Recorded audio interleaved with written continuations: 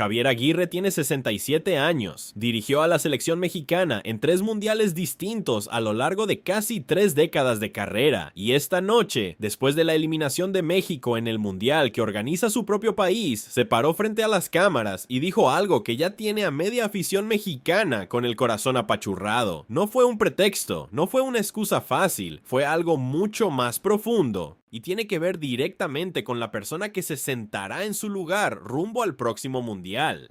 Lo que dijo el Vasco en esa conferencia de prensa, el abrazo que le dio a Rafa Márquez frente a todo el país y la frase exacta con la que cerró su tercera y última etapa al frente del Tri, te lo contamos aquí con todo el detalle. Quédate hasta el final, pero antes de meternos de lleno con lo de Aguirre, tenemos que hablar de lo que ya se está convirtiendo en el escándalo más comentado de todo este mundial. Porque una vez más, el nombre de Gianni Infantino está en el centro de la polémica. Resulta que el delantero estadounidense Folarin Balogun fue expulsado con tarjeta roja directa durante el partido de 16avos de final contra Bosnia y Herzegovina, después de una entrada muy fuerte sobre el tobillo de un rival. Esa expulsión, según el reglamento de la FIFA, debía costarle automáticamente un partido de suspensión, lo que lo dejaba fuera del duelo de octavos de final contra Bélgica. Hasta ahí todo normal, todo dentro de las reglas que conocemos. Pero lo que pasó después es de no creerse. Según reportes de medios internacionales, el presidente de Estados Unidos, Donald Trump, llamó personalmente al presidente de la FIFA para pedirle que revisara la sanción. Y oye, la FIFA lo hizo, de un día para otro. El organismo que dirige el fútbol mundial anunció que la suspensión quedaba congelada, usando un artículo de su propio reglamento que casi nunca se aplica en plena competencia. Balogun terminó jugando el partido contra Bélgica como si nada hubiera pasado. La Federación Belga salió a decir que estaba, en sus palabras, sorprendida por la decisión, y varios medios ya hablan de que esta es la primera vez desde 1962 que la FIFA revierte una sanción en pleno mundial.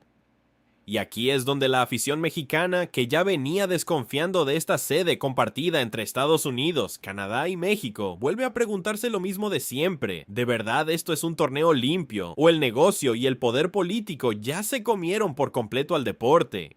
Porque no es la primera vez que Infantino se lleva una crítica de este tamaño, y la verdad es que cada vez cuesta más creerle. Y ya que hablamos de despedidas dolorosas, tenemos que mencionar lo que pasó con Neymar, porque el mundo del fútbol se quedó viendo cómo se acababa una era completa. Brasil cayó 2-1 ante Noruega en los octavos de final, con un doblete de Erling Haaland que prácticamente sentenció el partido. Y aunque Neymar logró meter un gol de penal en el tiempo agregado, ya no alcanzó para nada. Ahí mismo, todavía con la playera puesta y sin poder contener el llanto, Neymar confirmó que ese fue su último partido con la selección brasileña. El delantero de 34 años cierra su historia con la canariña como el máximo goleador histórico de Brasil, con 80 goles en 130 partidos, después de 16 años de altibajos, lesiones y una Copa del Mundo que nunca pudo levantar con la selección mayor. Lo curioso es que Neymar debutó con Brasil justamente en el estadio MetLife de Nueva Jersey en el año 2010 y ahora, 16 años después, se despidió exactamente en el mismo estadio. Toda una generación del fútbol brasileño se va con él y ahora Brasil tendrá que reinventarse de cero rumbo al siguiente ciclo mundialista. Y ahora sí, vamos con el tema que nos tiene aquí hoy, porque lo de Javier Aguirre no es solamente la salida de un entrenador más, es el cierre de una historia que empezó hace más de 2 décadas y que atraviesa toda la carrera de uno de los técnicos más queridos y también más criticados del fútbol mexicano. Todo pasó el domingo 5 de julio en el Estadio Ciudad de México, mejor conocido por todos nosotros como el Estadio Azteca. México llegaba a este partido de octavos de final con un paso casi perfecto dentro del torneo. Había ganado sus 4 partidos anteriores, había metido 8 goles y lo más importante para cualquier aficionado mexicano, no había recibido ni un solo gol en todo el mundial. En 16avos de final, el Tri había vencido 2-0 a Ecuador con goles de Julián Quiñones y de Raúl Jiménez. Un resultado que le devolvía a la afición algo que no sentíamos hace mucho tiempo, la posibilidad real de llegar a cuartos de final por primera vez desde 1986. Pero enfrente estaba Inglaterra, el cuarto lugar del ranking mundial de la FIFA, campeón del mundo en 1966 y con jugadores como Harry Kane y Jude Bellingham Bellingham en su mejor momento, y justo ahí, en esos dos nombres, estuvo buena parte de la historia del partido. Bellingham anotó 2 goles casi seguidos, al minuto 36 y al minuto 38, ambos de cabeza tras centros de Bukayo Saka, y puso el partido 2-0 en cuestión de segundos. México reaccionó al final del primer tiempo con un gol de Julián Quiñones al minuto 42, aprovechando un rebote dentro del área, y se fue al descanso con la ilusión intacta, 2-1. En el segundo tiempo pasó algo que le dio esperanza a todo el país. El defensa inglés Jarell Quansah fue expulsado con tarjeta roja directa después de una entrada fuerte sobre Jesús Gallardo, y México se quedó con un jugador de más durante más de 40 minutos. Ahí cualquier aficionado mexicano pensó que la remontada estaba servida, pero el fútbol, otra vez, nos recordó lo cruel que puede ser. Harry Kane convirtió un penal para poner el 3-1, y aunque Raúl Jiménez descontó también de penal para dejar el marcador 3-2, el tiempo no alcanzó. México quedó eliminado del Mundial 2026 en los octavos de final, exactamente en la misma instancia donde la selección se ha quedado atorada durante décadas, ese famoso quinto partido que persigue al fútbol mexicano desde hace tanto tiempo.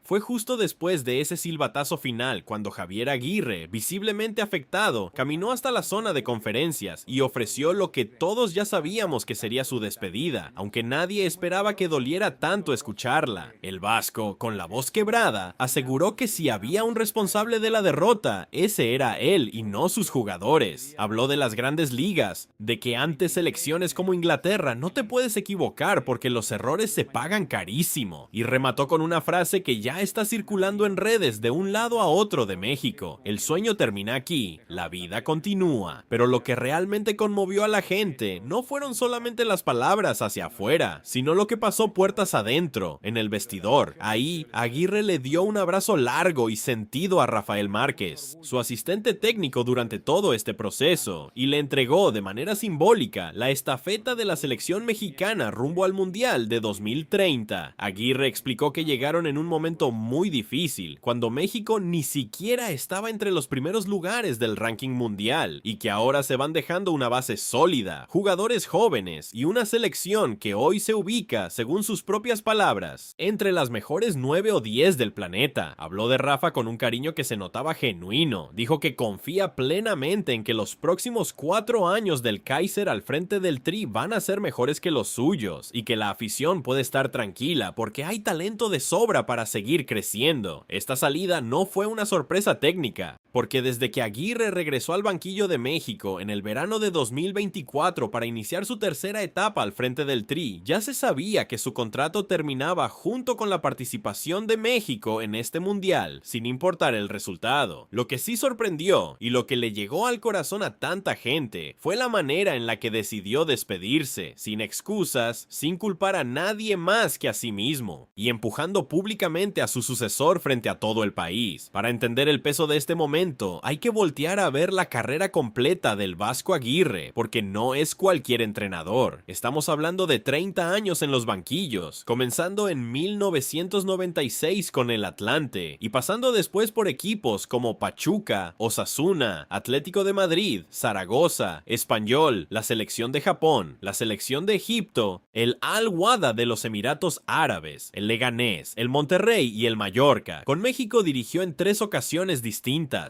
la primera entre 2001 y 2002, cuando la selección cayó en octavos de final ante Estados Unidos en el Mundial de Corea y Japón, la segunda entre 2009 y 2010, cuando México volvió a caer en octavos, esta vez ante Argentina en Sudáfrica, y ahora esta tercera etapa, que terminó otra vez en octavos de final, ahora ante Inglaterra, en el propio Estadio Azteca. En su palmarés, con selecciones y clubes, hay 2 Copas Oro y una Liga de Naciones de la CONCACAF con México, una Liga de Campeones de la CONCACAF con el Monterrey, un título de Liga con el Pachuca, y hasta una Copa de Liga en los Emiratos Árabes con el Al-Wahda. Fuera de las selecciones, su etapa en Osasuna sigue siendo especialmente recordada en España, porque llevó a un equipo modesto a pelear la previa de la Liga de Campeones tras terminar cuarto lugar en la Liga Española, algo que en su momento parecía impensable. Después, en el Atlético de Madrid lo clasificó para la máxima competición continental y conquistó con ese club la Copa Intertoto en el año 2007, un título que le abrió la puerta a la entonces Copa de la UEFA. Es decir, estamos hablando de un entrenador que ha dejado huella tanto en México como en Europa y que ahora cierra su historia con el Tri exactamente como la empezó hace más de 2 décadas, en octavos de final de un mundial. Aguirre incluso jugó el mundial de 1986 como futbolista, el único mundial en el que México, como local, sí logró llegar a cuartos de final. Desde entonces, la selección mexicana quedó eliminada en octavos de final durante 7 ediciones consecutivas, desde Estados Unidos 1994 hasta Rusia 2018, en lo que la afición ya conoce de memoria como el quinto partido. Esa es justamente la barrera que toda una generación de aficionados mexicanos sigue esperando volver a cruzar, y que otra vez, con Aguirre en el banquillo, se quedó a un partido de distancia. En medio de toda esta emoción, no podemos dejar fuera otros 2 detalles que le pegaron fuerte a la afición mexicana. El primero es la lesión de Santiago Jiménez, quien tuvo que salir del terreno de juego y fue trasladado al hospital tras el partido. Hasta el momento no se ha confirmado un diagnóstico oficial, así que toca esperar información confirmada antes de sacar conclusiones. El segundo es el mensaje que la propia presidenta Claudia Sheinbaum publicó en sus redes sociales tras la eliminación, en el que agradeció el esfuerzo del equipo y subrayó que lo importante es representar a México con orgullo, un gesto que la afición recibió con cariño en medio de la tristeza generalizada. Y hay otro dato que le añade todavía más peso simbólico a esta noche. El partido entre México e Inglaterra fue, según los números oficiales del torneo, el encuentro número 92 de todo el mundial y el último que se disputó en territorio mexicano, que en total organizó 13 partidos entre la Ciudad de México, Guadalajara y Monterrey. Es decir, la fiesta mundialista en casa se cerró justamente con esta eliminación, con este llanto colectivo y con esta despedida de Javier Aguirre. Ahora, la mirada de todo el país se voltea hacia Rafael Márquez, el histórico ex capitán de la selección, quien tomará oficialmente el banquillo del Tri rumbo al proceso del Mundial de 2030. La Federación Mexicana de Fútbol se prepara para anunciarlo en los próximos días como el nuevo director técnico, con la misión de tomar la base que dejó Aguirre, con jugadores jóvenes como Gilberto Mora empezando a destacar y con un Julián Quiñones que, según reportes deportivos, está muy cerca de convertirse en uno de los máximos goleadores mexicanos en la historia de los mundiales, junto a nombres como Javier Chicharito Hernández y Luis Matador Hernández. Lo que queda claro después de esta noche es que el fútbol mexicano vuelve a quedarse con ese sabor agridulce de siempre, cerca, pero no lo suficiente, con un entrenador que se va con la frente en alto, aceptando su responsabilidad, y con una afición que, aunque duele reconocerlo, ya empieza a preguntarse si algún día verá a México pasar de una vez por todas esa barrera de los octavos de final. Y lo más curioso es que esta despedida no se vivió en cualquier cancha, se vivió en el Estadio Azteca, el mismo escenario donde miles de mexicanos hicieron hasta lo imposible para conseguir un boleto en medio de precios que, seamos honestos, cada vez alejan más al aficionado de a pie de la fiesta mundialista. Esa gente, la que gritó cada gol y también lloró la eliminación desde las gradas, fue la misma que despidió a Aguirre de pie, con aplausos, más allá del resultado. Y eso, en medio de tanto negocio alrededor del fútbol actual, también dice mucho de lo que sigue significando esta selección para su gente. Y con esto cerramos el video de hoy, pero antes queremos saber qué piensas tú.